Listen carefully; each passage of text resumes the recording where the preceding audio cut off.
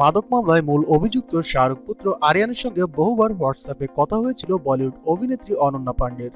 সেসব কথোপকথনে বারবার উঠে এসেছিল মাদক প্রসঙ্গ। এমনকি এনসিবির হাতে আসা একটি কথোপকথনে আরিয়ানকে গাঁজার যোগান দেওয়ার আশ্বাসও দিতে দেখা যায় অনন্যাকে। যদিও এনসিবি জানিয়েছে অনন্যার বিরুদ্ধে গাঁজা সংগ্রহ বা সরবরাহের কোনো প্রমাণ এখনো হাতে পায়নি তারা। অনন্যাও পাল্টা দাবি করেন রসিকতা করেই ওইসব কথা বলেছিলেন তিনি আরিয়ানের সঙ্গে। শুক্রবার মাদক মামলায় দ্বিতীয় দফা জেরার জন্য বেলা 11টায় এনসিবি ডেকে পাঠিয়েছিল অনন্যাকে। তিনি দুপুর 2টা বাজে এনসিবির দপ্তরে পৌঁছান। পরে এনসিবি দপ্তরে গোয়েন্দাদের সঙ্গে অনন্যার কি কথাবার্তা হয়েছে তা প্রকাশ করে একটি সর্বভারতীয় সংবাদ মাধ্যম। জানা যায়, গাজার যোগান চেয়ে হোয়াটসঅ্যাপে অনন্যাকে অনুরোধ করেছিলেন আরিয়ান। জবাবে অনন্যা বলেন, আমি ব্যবস্থা করব। এনসিবির একটি সূত্রকে উদ্ধৃত করে এই কথোপকথন প্রকাশ করেছে সংবাদ সংস্থাটি।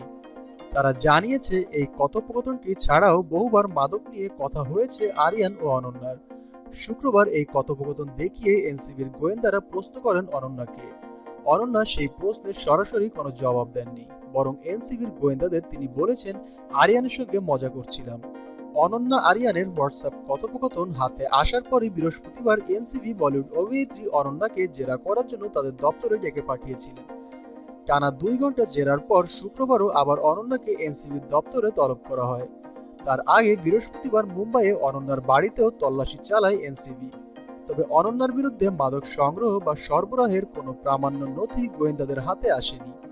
এনসিবি জানিয়েছে, অনন্যা কখনো আরিয়ানকে মাদক সরবরাহ করেছিলেন বলে কোনো তথ্য হাতে আসেনি তদন্তকারীদের।